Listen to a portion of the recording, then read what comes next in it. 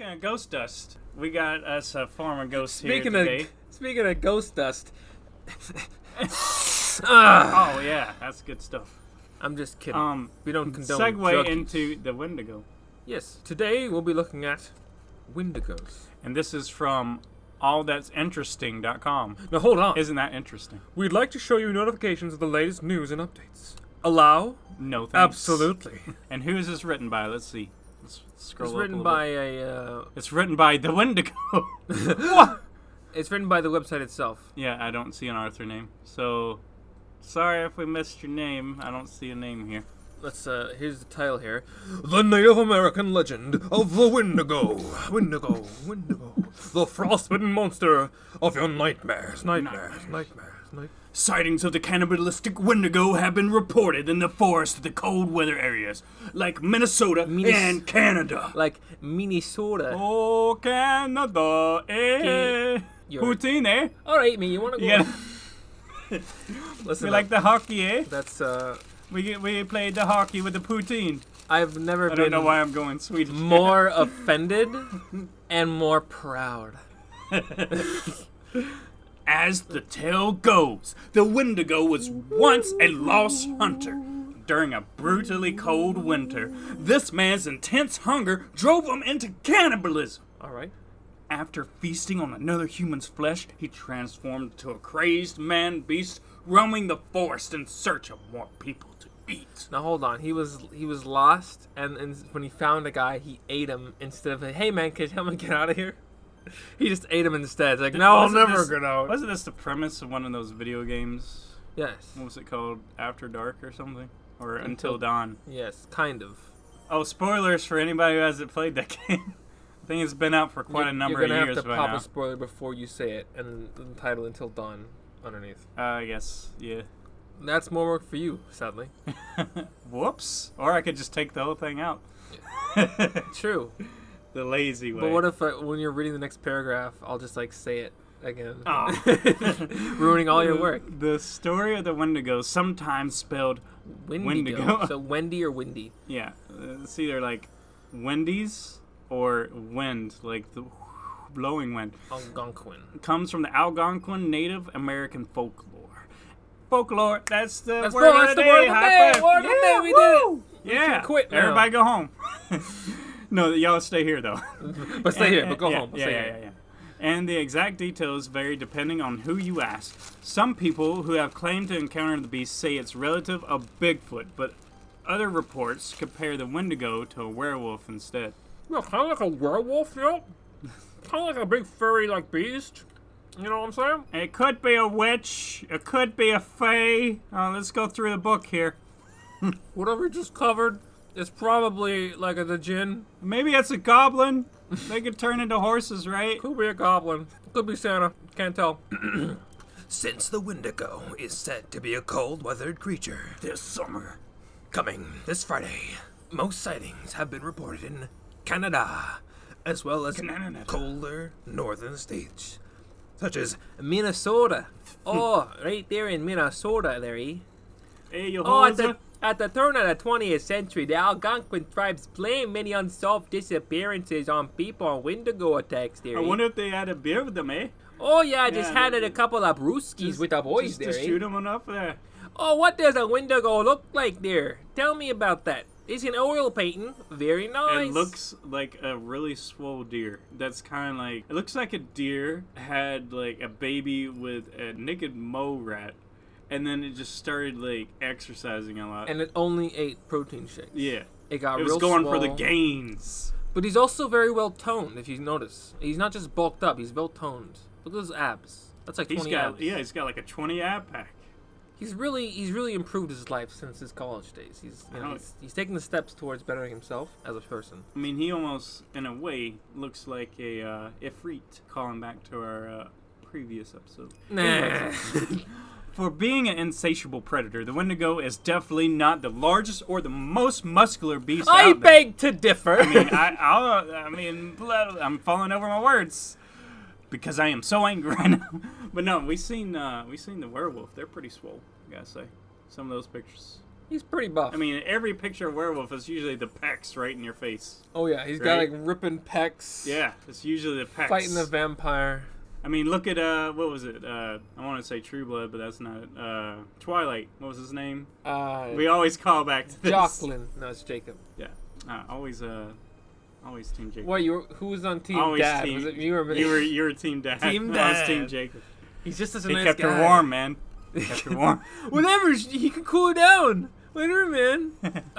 You were here. Yeah.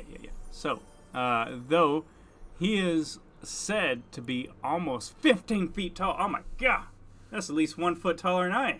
That's at least multiple feet taller than I. His body is often described as emacipated. Let's go back to that picture. No, I mean, he's pretty swole deer. he's pretty buff. You don't get thighs like those by being emancipated. It looks like he's got his left hand looks like a hand, but his right hand looks like a foot. That's definitely a big toe right there. I think it's both. I think he's just got really hand feet. You know. See, that's He's just got two look left at that feet, back claw though. right? Yeah, He's got to poke you. he's gonna tell you. Better look out. Perhaps this can be attributed to the notion that he has never satisfied with his cannibalistic urges. Just like I'm never satisfied with one cheeseburger.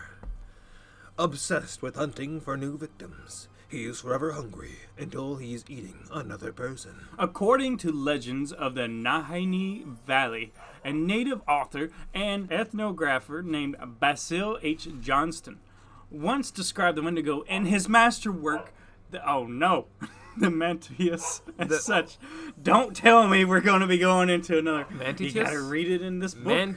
Manitius? The Mantius is such. The Wendigo has gone to the point of mastication. Is desiccated skin pulled tightly over its bones. That's right, real tight skin, real tight, yeah. With its bones pushing out over its skin, its complexion the ash gray of death, and its eyes pushed back deep into the sockets. The Wendigo looked like a gaunt skeleton recently disinterred from the grave. What lips it had were tattered and bloody, unclean and suffering from suppressions of the flesh. The Wendigo gave a strange and eerie odor of decay and decomposition, the death and corruption. According to the historian Nathan Carson, it's also been that the Wendigo has large, sharp claws and massive eyes like an owl. Like an owl? Like an owl, you say? However, hey, is that Uncle Jeb? No. Hey, Uncle Jeb, you're back? Oh, he must have left. However, one of the other simple described the Wendigo as a skeleton-like figure with ash-toned skin. But no matter which version sounds like the most plausible, this is obviously not a creature you want to run into on a hike. Alright, so let's get down to brass tacks here. He's big, sharp, very, very over-sexualized. So saying his skin's tight, which He's been looking at the way picture. too many, like, magazines and posters of, like, beauticians and yeah, women. when he was trapped down there with the bodies to eat, all he had was one of those Gaines magazines. He just got really self-conscious. Yeah. This is a serious topic. There's also a mirror there. Oh man, he had his own. He's like an ice lake, perfectly reflecting his body, and he's like, Right. "Oh, I could be a bit thinner." Yeah. Poor guy. Never stood a chance. Yeah. I mean, that's the folklore you don't hear, except for right here. No, this picture right here. Dang, dude. He went for those gains. That's a bit more plausible. Yeah. Once again, super buff. Yeah. Can we look at this right now? I mean, massively swole.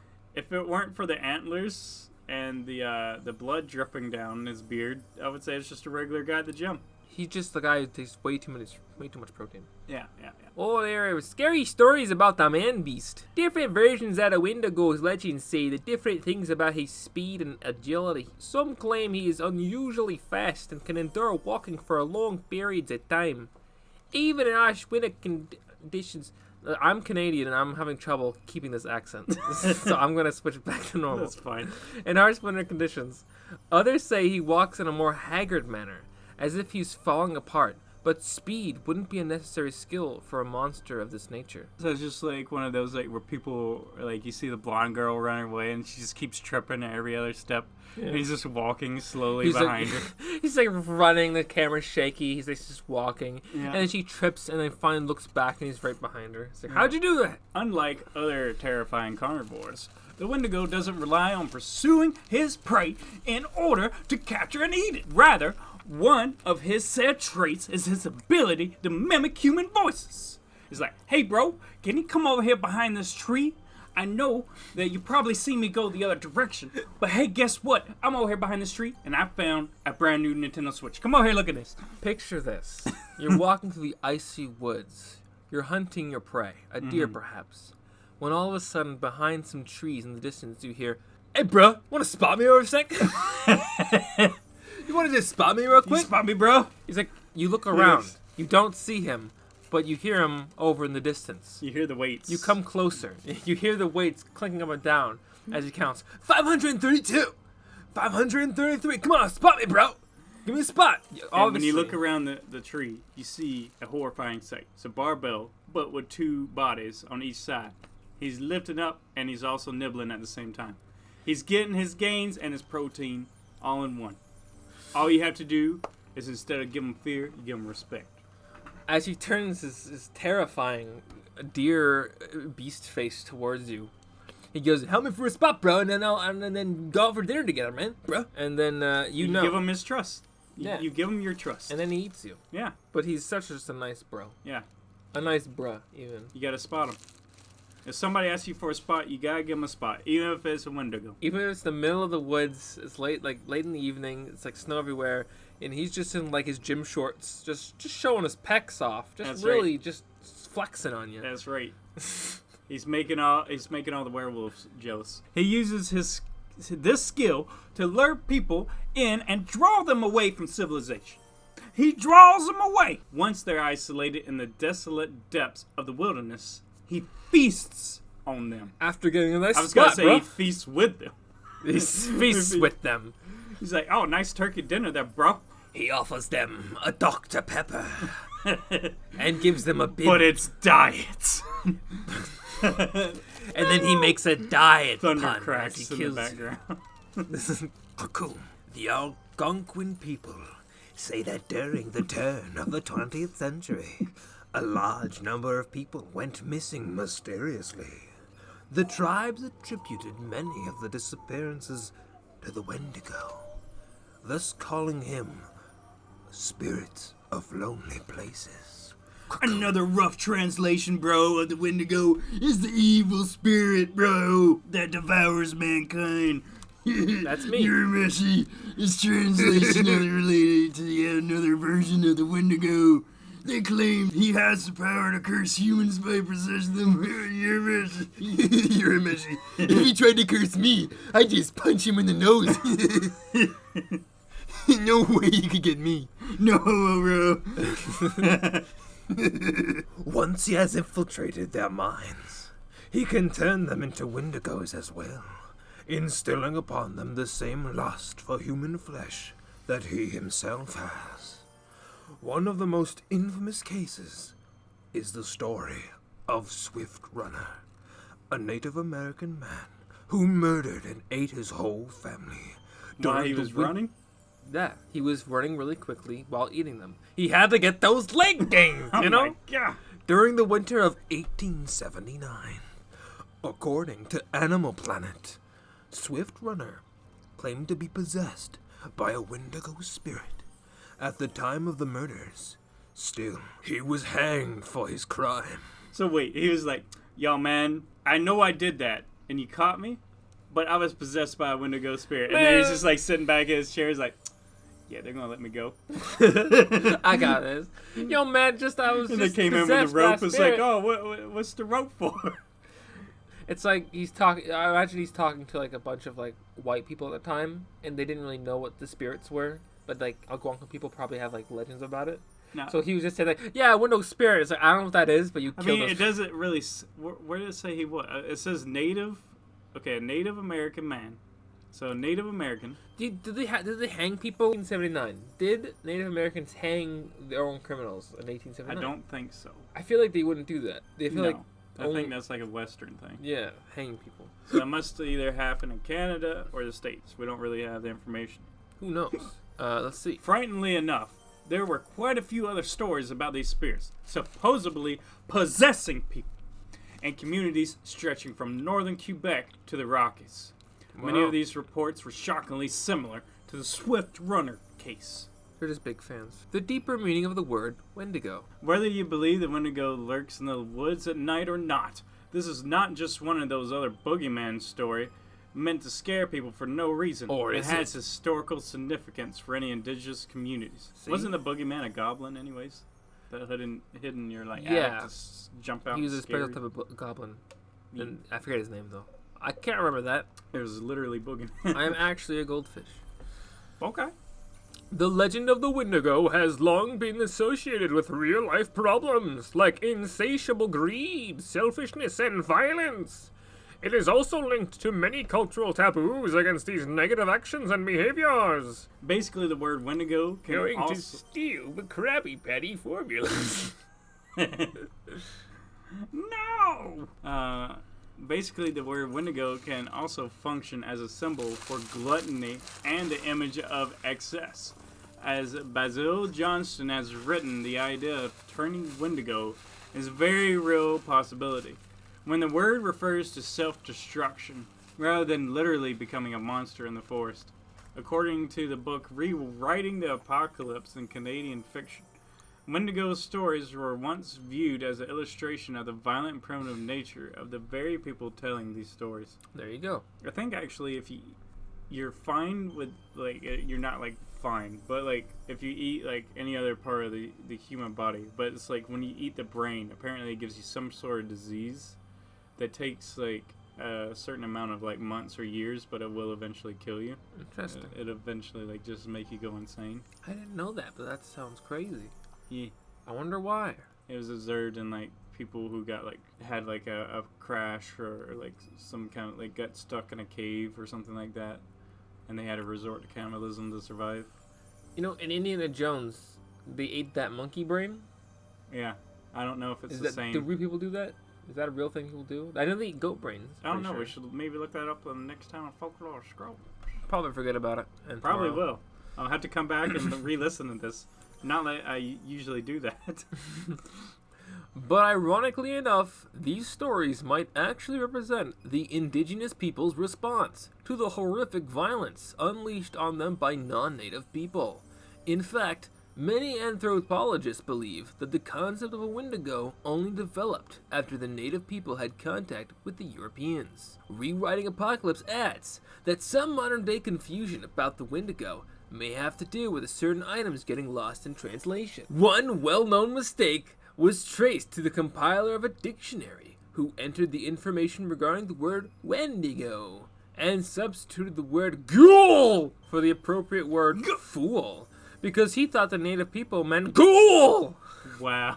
I love ghouls. But what about those scary Wendigo stories that supposedly affected real people? Some anthropologists also argue that Wendigo stories, especially those involving Wendigo accusations, are linked to stress within the Native American communities.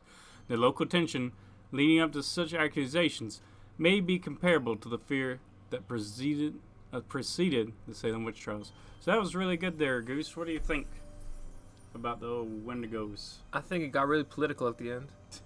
A little bit. But you know what? I like it. I like how they always say he's gone, but all the pictures make him very swole. Yeah, I mean, like, a lot of them say, like, oh, he's super skinny, like, bone-like and whatnot. But yeah, each one is, like, the deer with the 12-pack, and then the other guy, like, And the looks buff antler like, boy.